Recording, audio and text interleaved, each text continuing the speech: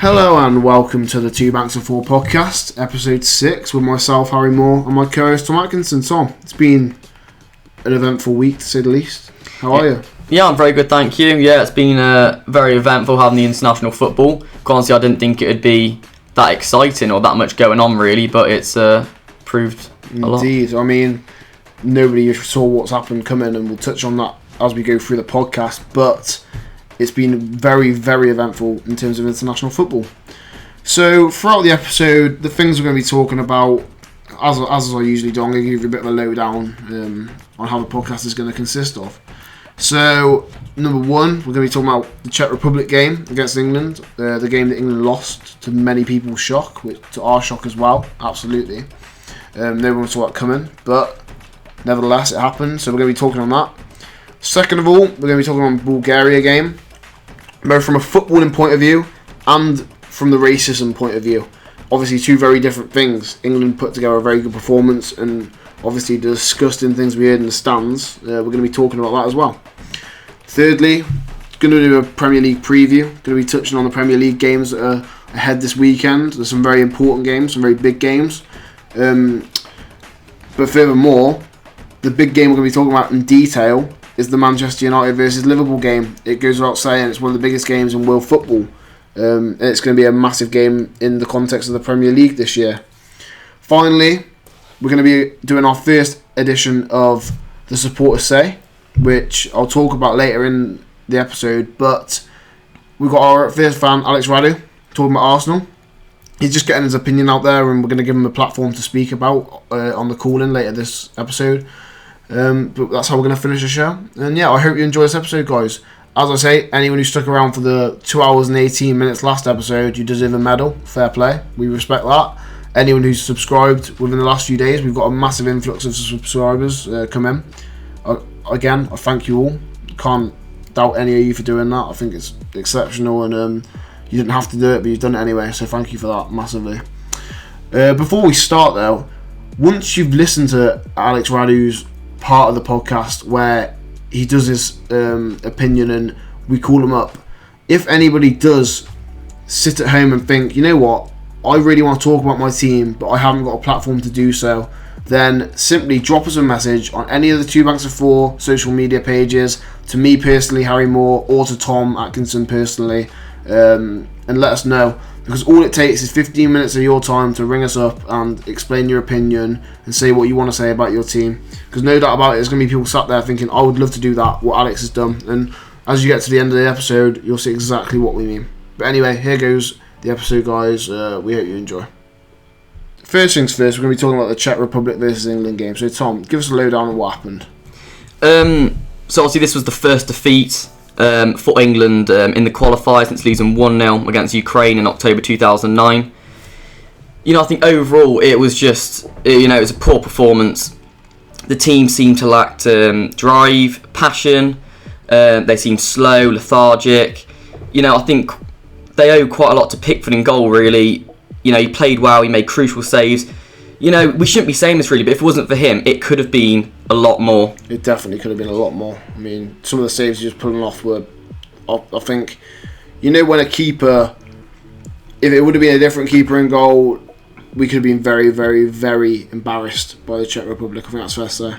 Yeah, I completely agree. I mean, this was probably the first performance we've seen from Southgate's, England's side for a long time, which, was just diabolical, really. It was definitely the worst game he's had so far as manager. I mean, you look through the team, I think you can't really say out of that game any standout players. For me, there were certain players who I thought were worse than others. The first player really I want to touch on is Michael Keane. Oh, absolutely. To be honest, personally, I don't understand how he's even getting into the England team. That's my personal opinion. I mean, you look at where he's at club level at the moment for Everton. They're in the relegation zone. They're obviously not in form. And I think you need to look at that and look at the other players who could be coming in at centre-back. I really, I just don't think he should be starting, really. The bench, I mean, could you even put him in there? I just think you've got other replacements who would be better off, more significant, impactful to the team. And I know you see a lot of people on Twitter saying, well, who does replace Michael Keane? Well, I'm sorry. You've got 3 centre-backs in Tyrone Mings, Joe Gomez and Fikayo Tomori biting at the bullet to try and get into that starting lineup.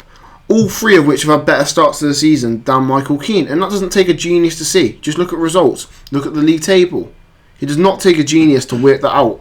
Southgate is trying to stick loyal to his players that have been there since he came in. Whether Michael Keane you can put in that category, I don't know. But there's going to be a lot of yes men on that England side. You've finally seen him drop the likes of Ali and Lingard, which I think rightly deserved. I don't think he should be in there. I don't know how either of them can warrant a place, which I think Southgate's made the right decision there. You can't doubt that at all. But looking at the bigger picture, there's players like Michael Keane who they need to either go and get some form before they come into the lineup, before they come into the squad even. Because there is players who are in form that want to be in that squad and deserve to be in that squad. And I think we saw that in the second game with Tyrone Mings. No, I completely agree. I mean, the first game we saw Trent Alexander-Arnold on the bench. I know he's probably a bit subjective because I'm a Liverpool fan, but I feel like he should be playing in the England side. He is obviously the most in-form right-back in the league at the moment. His attacking presence as well as his defensive presence is sublime in my opinion. And I know you've got Trippier. I'm not saying he's not a good player. He's doing well with Atletico. But I do feel, that he should get the opportunity as well. Although Trent's younger, I do feel he's probably got the same amount or more experience than Kieran Trippier. Again, Danny Rose starting at left back. It's another one. It's another one of those. Yeah. It's another one of those situations where are Tottenham showing any form? Should a Tottenham player be in the starting lineup? In my opinion, no. I know Harry Kane. Let's not like pretend Harry Kane isn't a serial goal scorer because he is. But Tammy Abraham's the striker in better form, and obviously Southgate's always going to pick Kane, and I pick Kane as well. But the likes of Rose, who don't offer anything. I don't think Rose has showed form for weeks, months now. Has he? I don't think he has. In my opinion, I'm almost shocked when I see him even when it says he's got picked for the England squad. When he starts, I don't understand. When you've got the likes of Ben Chilwell on the bench, Chilwell is a promising left back. He shows the qualities we need in the modern day football. He's an attacking fullback, like Trent. He can put in a great delivery. He's a great defender as well. To me, he's starting every day of the week. And I'm going back to it now. Fullbacks are one of the most important parts of the game nowadays. One of the most evolved positions in the game. And I'm just saying, if you've got Trent on one side, Chilwell on the other, that's an amazing attacking threat against the opposition. They can get up, they can put the deliveries into Kane, they can feed Sancho, as well as helping out the centre backs like Mings and Maguire. And personally, that's a no-brainer that they should be starting. Absolutely, I think anyone can doubt what you just said. To be fair, I mean, you look at that potential England back four of Chilwell, Mings, Maguire, and Trent Alexander-Arnold, and there you go. I mean, it's on a plate for you. You've got a young attacking back four, but also they know how to do their job at the back. Mings has shown throughout the season he knows how to play through the back. Chilwell's one of the best attacking left backs in the league, as well as Trent, who I think is the best attacking fullback in Europe.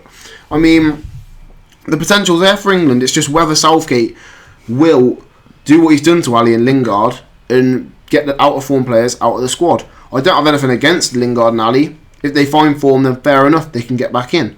But overall, the players that are kind of getting there into the squad on merit, that needs to stop. Players need to be showing a bit of form before they get in. People could have argued the case of Ross Barkley before the England squad was called up, but obviously he has gone and got 2 goals, so fair enough. And I know a lot of people were saying, well, what if Lingard got 2 goals? What if Ali got 2 goals? Well, at the end of the day, Ross Barkley hasn't been able to do anything wrong at Chelsea because he hasn't been playing. Exactly, it's about consistency. Lingard's been playing for United, but not showing any performance, so I think you've got to weigh that up. But the bigger picture, Czech Republic, they gave us a very, very, very, very big wake-up call. I mean, has that been coming for a while since the Nations League? I don't know. I think that's a bit harsh. Maybe complacency is the right word.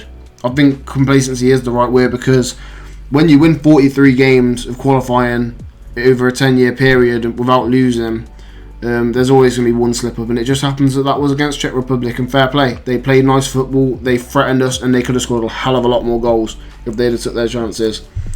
Touching on Southgate's tactics, I think obviously as we touched on, the defence needed sorting, and that was something that looked a lot better in the Bulgaria game, which we'll go on to in a sec. But Henderson and Rice together, what's the thinking behind that? Because you're a Liverpool fan, you see Henderson week in, week out. Personally, I see Henderson as a player who's better protecting the back four, maybe not as advanced going forward, maybe is better at calming play down and going side to side, but then I also see the same in Rice. So where's the thinking behind that? I can't really justify why Southgate's putting them in the team together. I'm the same as you. I don't really understand why they're both things. I feel like, as you said, they're both a similar sort of player. To me, Henderson is definitely in that England squad every game. Again, I know I'm a Liverpool fan, but I think he brings so many qualities into the England side. First off, his experience. He's the second captain England player in the team. I feel he is just a natural leader on the pitch. He's like that obviously at Liverpool. He's club captain. And I feel like he's someone who can really inspire and drive them forward alongside Harry Kane. But I also feel he gets a lot of criticism from fans. But to me, he really does. He links the team together. He gels everything. And again, I know people complain of side-to-side passer, but sometimes I think you do need that to calm down a game. A bit like in this situation, when you're against a team which is suddenly pressing you, you need someone to go in there and say, no, this isn't going to happen. I'm going to protect the back four, and I'm just going to calm everything down, basically. I mean, we've got a stat here. You know, they faced 17 shots. That is the most England's faced since March 2013. I think that clearly shows how, you know, they just weren't performing properly. I think that midfield, you control the midfield, you control the game, and that just shows how Rice and Henderson weren't working well together. So, moving on to the Bulgaria game, and obviously, as lots of you all know, this is the game that caused headlines around the world, around Europe, because there was more than just a football game going on there. It was an absolute joke. It was a farce. It was a racial convention. It was an absolute gathering of racists. And obviously, I'm not saying every Bulgaria fan there was racist, because there was kids there was people who had gone out with their families. But what we saw at that game was nothing short of disgusting. And it's something we're going to touch on in a minute. And for the sake of it being a football podcast, we're going to look at it from a footballing point of view first, before leading into the events that happened around the pitch and in the stands that night.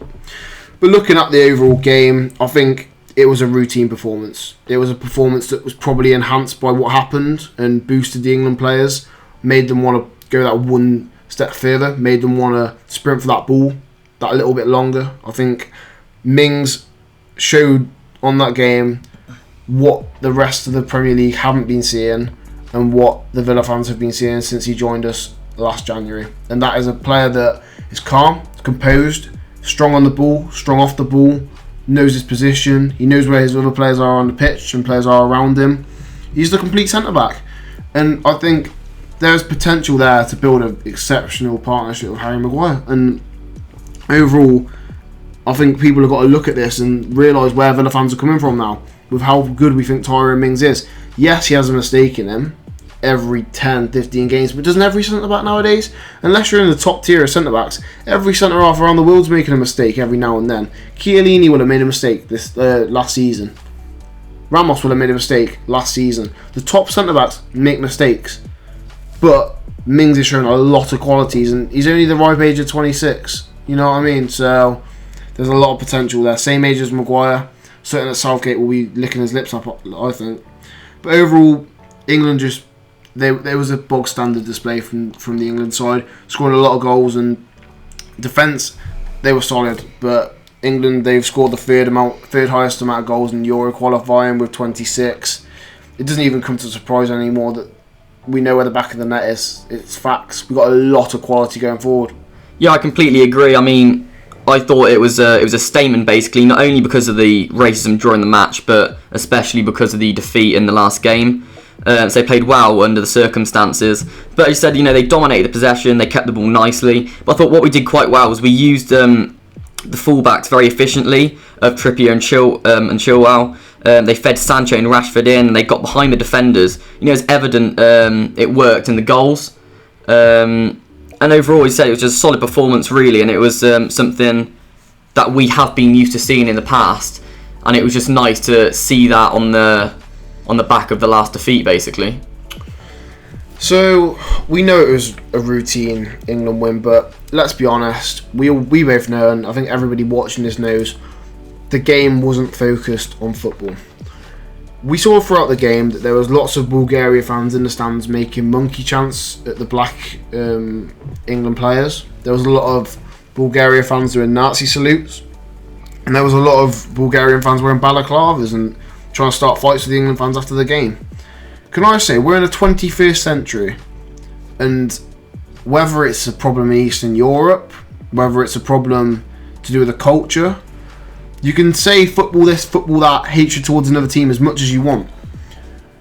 There's something wrong with the culture of a country, the culture of a specific country in Eastern Europe, maybe.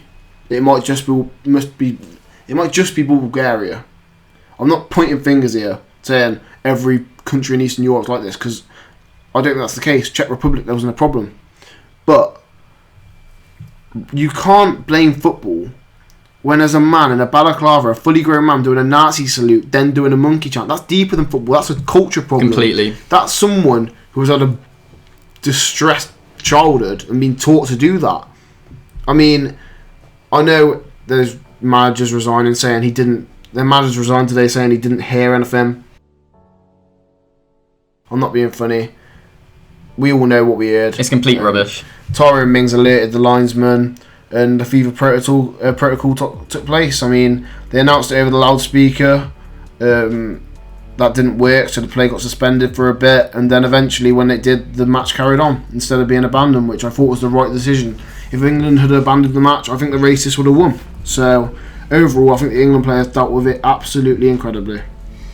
Yeah, completely. I mean, as you said, it is unacceptable in today's society. It's hard to believe something like this is happening in 2019. And not only that, how often do we see the campaigns throughout the Champions League, the Premier League, and of course the international matches, the Say No to Racism campaigns. It's absolutely everywhere, and it's just a shame to see that many of these nations and teams are just completely ignoring that. But I thought the players on the pitch acted very well. He said Mings, Sterling, who were the subjects to the racist chants, dealt with it well. And Rashford as well. And Rashford, and considering what they were dealing with, what they had. Especially Mings on his debut. Exactly. Imagine being on your debut for your national team and you're getting monkey chanted at. It's just absolutely disgusting. But, look at the way they acted. They're having these racist chants at them, but they were, they were calm, they were well-tempered, because realistically, anyone would want to just completely go mad, basically, wouldn't you? You'd want to start swearing, going mad up to the fans. But no, they kept it calm. They just walked off the pitch up to Southgate, and they waited until it was sorted and the UEFA protocol came in. And I think that deserves a lot of respect, really, and recognition. But not only the players who were subject to the racism itself. I think, Henderson and Kane, the experienced players in the team, taking the team side. You saw they were talking to the officials. I think they deserve a lot of recognition as well. Yeah, as well as Southgate. Southgate was the one. You saw videos of him on the side, pulling the fourth official aside, talking to the referee. And I think that just shows not only, obviously, he's got morals, but he cares about his team. He won't let anything happen. For the job, I think. Yeah, I completely agree with it, and I think Southgate deserves praise for that. I mean, it's just, I think you can't warrant that. It was just absolutely disgraceful. Obviously, FIFA's president Infantino said that every supporter who's racially abused a player in that stadium deserves a ban for life. I absolutely echo what he's saying. If you're a supporter and you've racially abused someone in the stand, you shouldn't be able to go to a football game again. But realistically, we need to start thinking here. He's just saying that to keep, in the sense of everyone happy, because that's what we want to hear. How can you actually tolerate, how can you do that? Give everyone that ban, realistically, who did the racist that's down chants? to the Bulgarian authorities, in my opinion, to deal with that and get the people who've done the crime. I mean, you can't let that slide, because once you let one thing slide like that, it's just a domino effect. If one person can get away with it and they realise that, then they're just going to carry on getting away with it. For me, personally, they need to come down on them like a ton of bricks. They should ban Bulgaria from any qualifying to remain in, and they should ban them from maybe the next World Cup or Euros. Let's send a message to the people who want to go to the stadium and racially abuse these players, or it could be anything. It could be anti-Semitism. It could be any sort of abuse. If they want to go to the stadium and do this, they're going to cost their team a place in a major tournament. I completely agree. And I think, as you just said there, if they do the actions like that, if the fans realise they have cost the team, which at the end of the day they're still there to support at a major tournament, at the end of the day they're going to be looking at it thinking, oh, so that's our fault, and hopefully that's the type of thing. It's the extreme actions which need to get taken to eradicate the problem. And I think it's not just going to be, because you know what some of these absolute loons are like. They'll see this as a kind of achievement that they've got their nation knocked out of a major tournament. Tell them that when they see the kids who were there at that game flying those Bulgaria flags with their face paint. Tell them that when they have to explain to those kids why Bulgaria won't be trying to qualify for a major tournament. Because they're the innocent ones in this. They're the ones who have gone to watch their team. It could have been any British family. It could be any English family, Scottish family, Welsh family who've gone to watch their team play. 1, 2, 3, a group of supporters racially abuse the team, get them out, show the other fans that the small minority are letting them down. I completely agree. So next up, we're just going to look at the matches this weekend, just do a little preview, how we think the matches are going to happen, and just a score prediction really of what we think. So first up, Everton versus West Ham. I've put it as a 2-0 West Ham win, an away win. The reason I thought this, Everton are obviously not in form at the moment, in the relegation zone. West Ham, on the other hand, are. They're playing very fluid at the moment, and I really think they can do damage at Goodison Park. I know Everton are at home, but I think West Ham will be too strong, basically, for their defence and the form they're in. Harry, do you agree? I do agree. I think the form of both teams speaks absolute volumes, so I can't see anything other than a West Ham win, to be fair, mate. On the other hand, I can see Everton's form ending, because it's got to end somewhere, and any West Ham fans watching will agree. If it's going to end to anyone, it'll be West Ham. That's just kind of the look they have. But moving on to Villa versus Brighton. Villa at home against Brighton. They beat Brighton away previously in the Carabao Cup, a solid result, although Brighton did play a lot of young players. Brighton going off the back of that very impressive 3-0 win at Spurs, but Villa also off the back of a very big 5-1 win at Norwich. This has got the potential to be a very, very interesting game. Both teams high flying, whereas they both have potential to concede goals. So we'll have to see what happens. But I'm going to go with 2-1 Villa win. Yourself? I've got a 1-0 Villa win.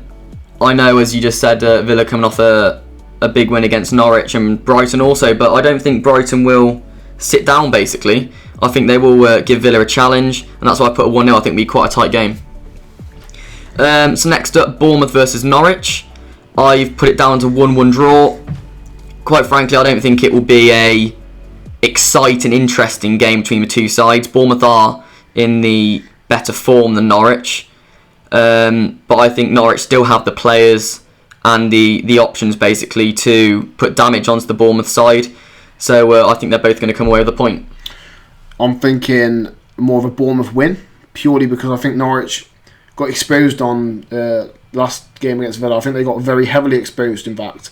And Bournemouth, we know how much of an accomplished side they are now. They're coached extremely well. They pass the ball around. They know how to attack. Defence has been improving, but it's not quite where Eddie Howe wanted to be yet. But overall, Bournemouth 2-0 home win. Moving on to Chelsea versus Newcastle. Chelsea, I think, who are going to be a very dangerous side this season. I think they're starting to find their form. Whereas on the other hand, Newcastle, they've just come off the back of a 1-0 win at United. It's a hard one to call. I think if Chelsea play the way they usually play, it'll be a solid Chelsea win against a struggling Newcastle side. But then you don't know. The introduction of the Longstaff brothers really, really rejuvenated that Newcastle side, and they got a result against a United side which has quality players in. Overall, though, I'm going to stick with a Chelsea 2-0 home win. Yeah, I completely agree with you there, Harry. Again, the Longstaff brothers have added something extra Newcastle side, but I think Chelsea will be too strong with the likes of Tammy up front and Mason Mount. So I put a Chelsea 3-0 home win. Leicester Burnley up next. Now I've gone for quite a tight game actually. I think both sides are in form, although both sides have quite different styles of play. So I think Leicester, obviously under Rodgers, are very attacking. They like to get their fullbacks up and quite fluid, almost getting to the levels of City and Liverpool and how they're playing. Whereas Burnley, they can attack, but they quite like to sit back a lot and then use the set pieces and get the ball up to Ashley Barnes. And I don't think that Leicester will walk all over them, basically. So I've gone for a Leicester win, a 3-2 win at the King Power. But I do think Burnley will give Leicester a good game. See, I think this is a contest between two very informed sides. Two sides that play a very different way, however. Obviously, you see Burnley, they got two big men in the box. They play on the wings and they whip the ball in. Leicester, however, they play out from the back, really. They play a very nice style of football. Rodgers is getting the best out of their young players now. He's getting the best out of their old players. Ruddy is carrying on the form we know he can. Soyuncu, their centre-half, looks like a player reborn under Rodgers.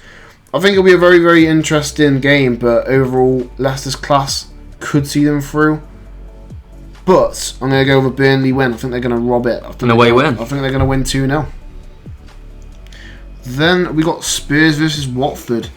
You've got the team that's just been battered away at Brighton. I mean, it's a hard one to call, but I think Pochettino will have ripped into their players so badly that I can't see anything other than the Spurs win at home. If Watford do get a result, then fair play, but I just don't think they've got the quality. I really don't. No, I completely agree. At the end of the day, if Watford get a result, then Pochettino really has got something against him there, because he's going to have to watch Watford are yet to get a win in the Premier League so far. They're completely out of form. Spurs, to me, are going to absolutely walk this game at home as well. So I've got a 3-0 Spurs win. Next up, we've got Wolves versus Southampton, and it's at the Molineux. I think it's going to be quite a close game. I've got a 2-2 draw. I think Wolves just started to find their feet, and they're just coming into it. Southampton, they haven't had the best of starts, but I think they can give Wolves a good game, so I've gone for a draw. Harry? So, I think that Wolves are just going to have the quality over them. I think Wolves are finding a bit of form now, back-to-back wins. Beat City, obviously, 2-0 recently. And Southampton, they're in and out of form. They don't know. You don't really know with Southampton whether they're going to put a run together or not. Overall, though, I think that Wolves will have the quality and they're going to win 2-0. Final game on Saturday is Palace versus City. I think this could shock a few people. Palace under the lights at home at Selhurst Park against a City team which is bang out of form. Who knows what could happen? Overall, though, I think that City, I think their quality will show. City don't lose more than 2 games in a row, I don't think so. I can't see them starting and losing 2 in a row now. I think their quality overall, the likes of Aguero, De Bruyne, I think Pep would have ripped into them so badly that I can't see anything other than a City win. How emphatic, I don't know. I think it might be a 1-0, 2-0, but overall City win. I completely agree with you there. You know, it's very rare that you see City lose a game, let alone 2 or 3 in the space of a few games. You know, I'm torn because the fact is for Palace, they're at home at Selhurst Park on a night game. You know, in those conditions, the atmosphere is probably the best in the league, in my opinion. I think it'd be very, very difficult for City. Obviously, they have dipped slightly in form. But you know what? I'm going to go with a bold prediction here, and I'm going to say a 2-1 Palace win. I think Palace might just edge it because of the home advantage under the lights, and I think they can do it. So for our next topic in this episode, we're going to be talking about the big game of the weekend. I think we can all agree. Manchester United versus Liverpool, a game that could define both teams' seasons. Tom, as a Liverpool fan, how are you feeling? I'm feeling confident. I mean, the form we're in at the moment, top of the league, haven't lost yet. Realistically, on paper, we should absolutely annihilate United the weekend. However, do I think that's going to happen? No, I don't. I think it's go 2 ways. Either we will beat them quite heavily, a 3-4-0 win, or it will end as a a draw. I mean, in recent games we've seen between the two sides in the last few seasons, it's almost always ending as a 1-1 or a 0-0. But I think a lot of the time that's because, they've had Mourinho in, and he's a very clever manager. He knows how to get the points, because realistically we have been the more informed team in the last few seasons. However, I think there's something different about this game. United really aren't in form under Solskjaer. They don't seem to have that attacking threat, and the performances that we're putting in at the moment, I really think that we can just outplay them and get the result over the line. Do you worry, because of how bad United have been playing, that this could be the result that kind of Solskjaer says, look, you win here, our season turns around. There's obviously going to be an extra 110% by then. Do you perhaps worry that your Liverpool boys won't reflect the same ambition? No, I don't think so. I mean, listen to Klopp in his press conference earlier on today. He's been saying they'll treat this game like all the games this season. They'll go in and just try and control the game, really, and just get the result they need. I mean, obviously when it gets to these matches, form completely goes out the window. You can't really look at the in-form or out-of-form team, because when it comes to these derbies, you've seen results, not just with Liverpool United, with other derbies. Some of them perform, some of them don't. But, United will be up for it, I think, a lot more, because this is a game they need to win. And as you just touched on, I do feel if United get a result from this game, not even 3 points, just a point, I do think it could turn around their season. I think it could give them the hope. So obviously I really hope that doesn't happen. And I think we can do it, basically. United fans, I want to hear your opinions in the comments below. Because this is a make or break game for Solskjaer. Obviously, he's a long-term plan. There's a long-term plan in place. But these are the games you've got to be winning if you're a United manager and a Liverpool manager. Obviously, Klopp is under no pressure. He's performing unbelievably well. He's got the Liverpool playing the best they've been playing in decades. But United, on the other hand, these are the games that define you as a manager. Now, we saw on Sky Sports actually earlier this week, they did a combined 11 between the United and Liverpool squad, where every single position was filled by a Liverpool player. Now, Harry, do you think that's right, the correct decision? Or what's your opinion on that? I think you've got to look at Paul Pogba. I think he will get into Liverpool's midfield in his best form. Playing his best, there's no doubt, as a quality player there. You saw it for France in the World Cup. I think the man obviously hasn't played consistently well throughout his time at United, but there's a player in there. I don't think you can deny it. And Harry Maguire, I'd put alongside Van Dijk as well. I think Maguire's made the difference since he's come into United's defence. Believe it or not, United have the second best defensive record behind Liverpool in the Big Six. So I really don't think you can put him anywhere else than centre-back next to Van Dijk. I think he's better than Matip. I think he's better than Gomez at the moment. You know what? That's where I disagree, unfortunately. I believe really? Matip, I think, is... you've seen the way he's playing at the moment, not only in the Premier League, but also in the Champions League. I think he's one of the most informed centre-backs in the league at the moment. A lot of players, a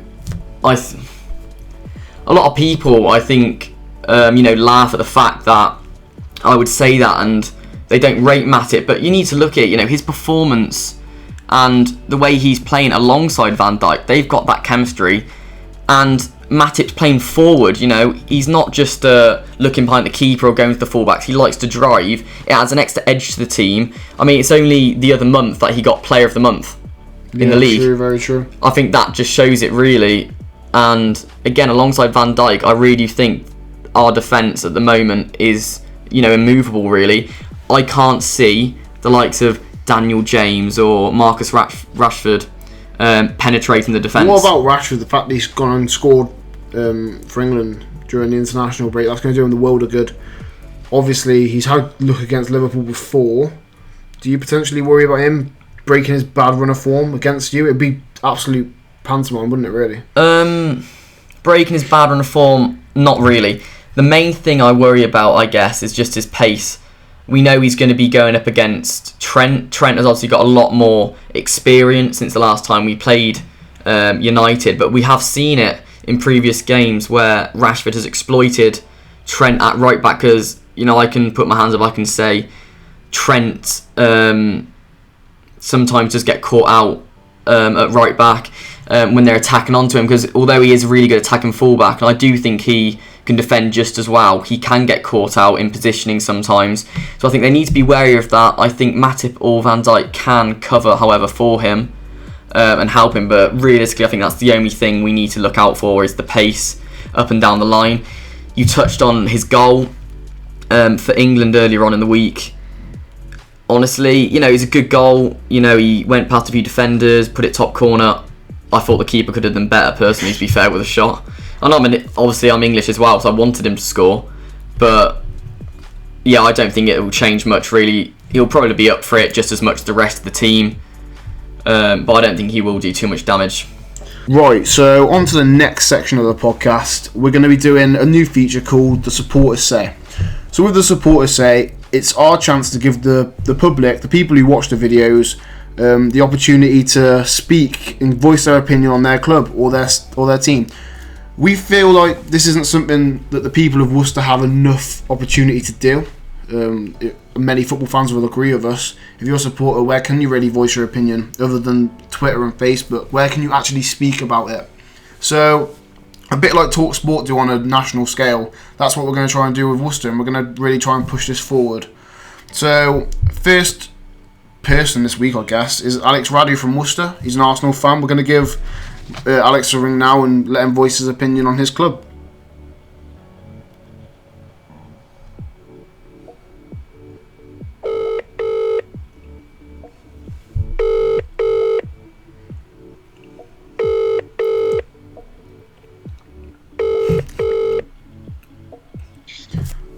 Hi Alex, you're live on Two Banks of Four. Are you there?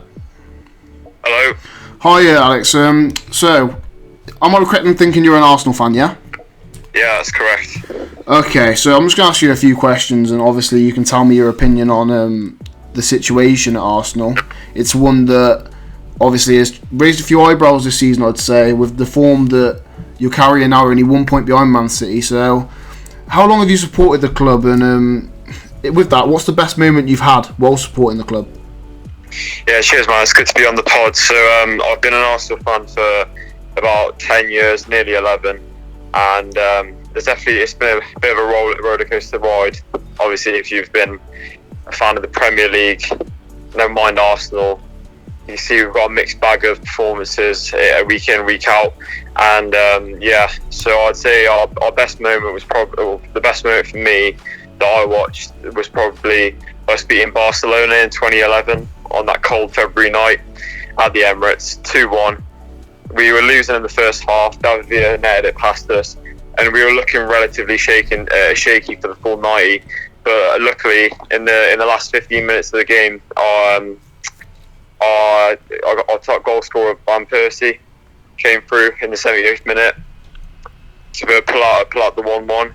And then Arshavin finished it off in the 83rd to give us the victory. So that'll probably be one of my favourite moments so far. So you touched there on Andrey, Arshavin and Robin van Persie. Obviously, two of the players that when you think about Arsenal going through the 2010s, 2011 seasons, they obviously raised a few eyebrows.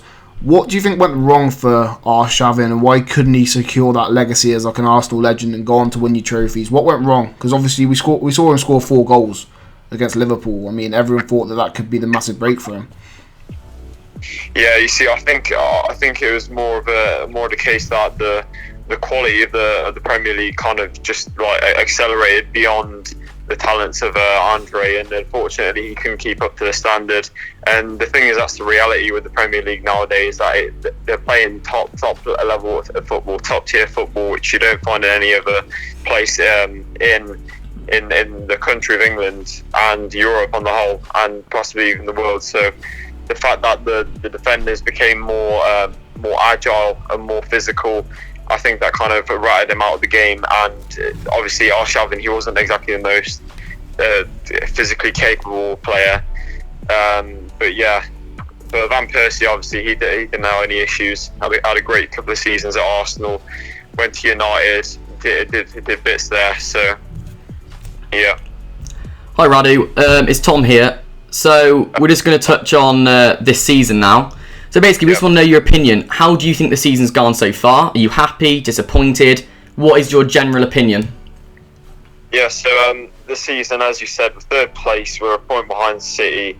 And to be honest, like, as a fan, I'm quite surprised of our. I don't think our position in the table is has been reflective of our performances. Like we haven't played terribly, but we haven't played like exceptionally well. I feel like luck has definitely been a bit of a factor in our season so far, because based on our performances, I would rank us at 7th or 6th. To be fair, I think there are many other teams who will be above us when it comes to the quality of the football they've been playing. But yeah, so we're third place behind City. And at this point last year, we were on 18 points, so we were actually 4th place and 2 points behind City. So that also backs up my point about like the quality of the quality of the other teams hasn't really shone through as well yet, and like a bit of luck has came into it as well. But if I was to rate it out of 10 so far, I'd give it a 6 out of 10. There's definitely room for improvement though. Obviously, the defensive work has been fairly questionable at times, with a fairly shaky back four of Ainsley, Maitland-Niles, Kolasinac, David Luiz and Socrates, who I must say Socrates has been underperforming like majorly. I remember when we signed him from Borussia Dortmund, I was actually really excited to see him on the pitch, because he obviously had that name about him in the Bundesliga. Like, he was known for being a notoriously good centre half. But like, so far for us this season, he's been one of our biggest liabilities in the team, I would say. And Luiz was one of those eyebrow raiser, obviously coming from Chelsea, but he has got a goal, and he hasn't done too badly. So, in terms of players, you've named a few there, Socrates and David Luiz being a few. If you had to pick on your top performers so far this season, and I'm not going to say worst performers, but performers who you'd like to see take the step up in the second half of the season, who would you be pointing the finger at? Well, look, we'll start off on the positive note. So, the top performers for me, obviously, Aubameyang. He's played 8 games. He's got 7 goals. He's the reason we're third place. Like, he is definitely the reason. I think there's a statistic that without his goals this season, we wouldn't even be in the top 10, which is pretty shocking when you think about it. And he's been one of the only players who are like willing to step up to the mark when the going gets tough, and he's shown to be crucial in our lineup this season so far. And also this season, I've been very impressed with Matteo Guendouzi. Final 3 o'clock kickoff on Saturday. Passion and desire that's required to be in the starting lineup, and he's just one of those players, one of the only players in the squad right now who actually, when he gets on the ball, he's only looking to play positive. Like, he's one of the only players whose first instinct won't be to pass backwards, but it will be to drive forwards and look for the options in the attack, which I think is what we've been lacking the most, really. Like, if you look at our team, how we set up for the first 45, it always looks very flat. There's not much intensity going on. But when Guendouzi gets on the ball, he loves to drive it forward, and that really gets the team motivated to push on and go for a goal, which I think is really good. And this season so far, he's had 460 passes, 3 through balls, 26 long balls, and he's got 1 assist in the bag. I believe that assist was for Aubameyang's goal, where he was about 35 yards out, and he whipped a curved ball into the box, which Aubameyang got on the end of expertly. So yeah, he's really impressed me, and I'd say he's one of our star men. And then also we've got a few youngsters who have shown their talents as well, the likes of Martinelli, the Brazilian. Signed him in the summer, and he's shown to be quite a promising young talent. some Arsenal fans are getting a bit ahead of themselves, calling him the young Pele. I wouldn't quite get that far ahead of the ball. Yeah, not quite. Yeah, no, not quite like that. But yeah, he's been showing his qualities, and also Saka has impressed me a lot. For an 18-year-old, he's shown a maturity that a lot of players don't have in the squad, which is really, really promising to see. So obviously the youth is looking good. And in terms of worst performers, the worst performers. So I'd have to be pointing the finger at Socrates. That definitely, like he definitely needs to up his game. And this might surprise you, but Kolasinac, in terms of attacking wise, he's been brilliant. He gets crossed in the box. Yes, they're not always the most accurate crosses, but he always puts in a good amount of crosses in the game, as he's a very attacking minded wing back. But defensively, he needs to kind of sharpen up. And then one final player who I think we need to see a bit more of is Nicolas Pepe.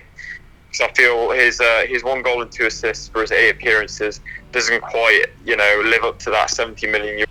There's obviously going to be an extra 110% from them. But unlike other Arsenal fans, I'm not going to be on his back like too much, because he hasn't even hit double digits for his appearances, and he's still got plenty of the season left to prove himself, as he did at Lille. Now, Alex, I just want to touch on quickly as well, before we go on to the next question. You have got the likes of Chambers and Tierney to come back. Do you think they can make a big difference to the team? I think definitely defensively, they'll make a huge impact. I mean, I watched Tierney play against our last opposition in the Europa League, and he was showing the quality defensively that we were missing from Kolasinac at the back. And Holding is just a brilliant centre half. He's probably, I dare say, our strongest centre half at the moment, until we decide to pick up some more players in another transfer window. And obviously, I know this is a bit far away, but I cannot wait to see Chambers playing alongside Saliba when he ends up coming from Saint Etienne. Okay, so now really what we just want to know is, how do you feel Arsenal now can push and challenge basically for the rest of the season? Do you think they can push City and Liverpool to the limit? How do you think they can do that? Or could we possibly say challenge for the title? Well, I'd say challenging for the title is a bit of a stretch, but I think for us to play up to the standards of Liverpool and City, I think we just need to show much more ambition. I mean, the desire just isn't there, like 60% of the time in the team. As I said, we look very flat in the first 45 always, and we just don't look like a team a lot of the time that want to score, that want to dominate games. Like you see City, like when they get going, they want to put 5, 6, 7 even past teams, and they won't stop. They'll keep going and bury teams to the floor. For us, I feel like it's the case that we'll go 1-0 up and then we'll get complacent, and that's when teams can really hit us.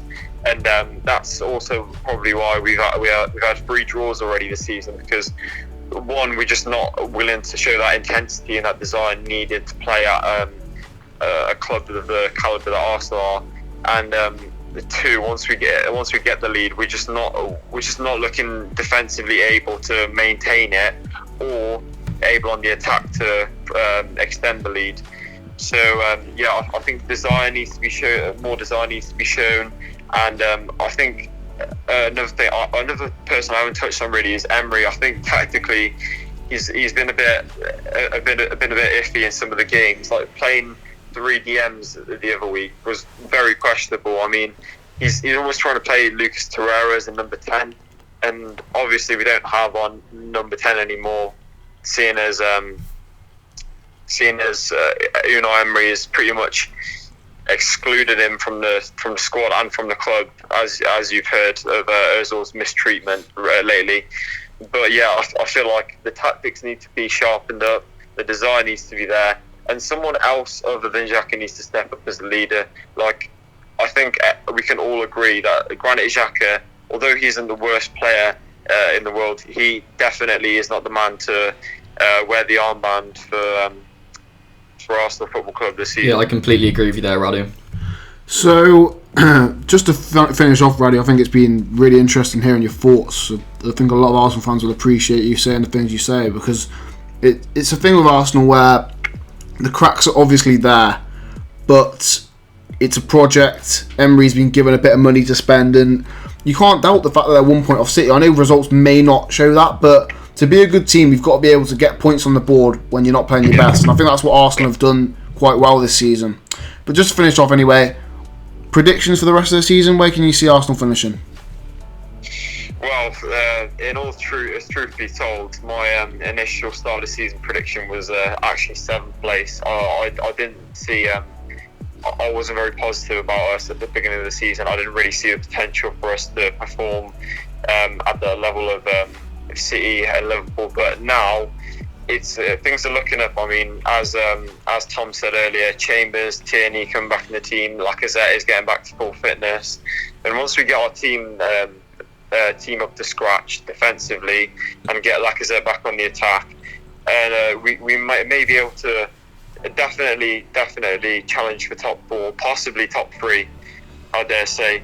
And I think top 3 will definitely come down to the January transfer window, which I think is going to be very crucial for us this season. And if I were to say some names that I'd be looking to get in this January transfer window, Upamecano, a strong physical presence in the Bundesliga. He'd be really, really good for us right now. Also, the likes of Thomas Meunier as a Bayern backup, because obviously he's going to be back in the squad soon. And I personally don't like playing Ainsley Maitland-Niles out of position. I think it drops his morale, and it also can prove to be quite costly for us sometimes. Also, James Maddison, I'd be looking into as a potential replacement for Ozil's spot in the team, as it seems very unlikely that he's going to play. It is looking very unlikely he's ever going to play. Yeah, this season. And also one last transfer target, which you may not have heard from. Tom might have heard of him because he ran right on Liverpool. The Hungarian from Salzburg, Dominik Slobosai.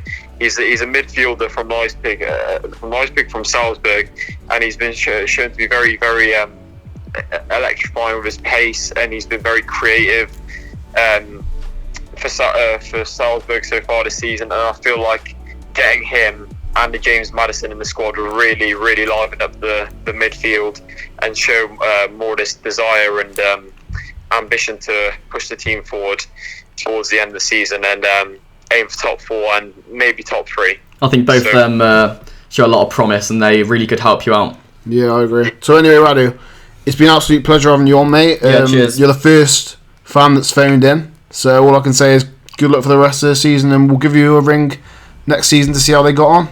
Yeah, cheers, Alex. See ya. Bye. Yes. Bye-bye.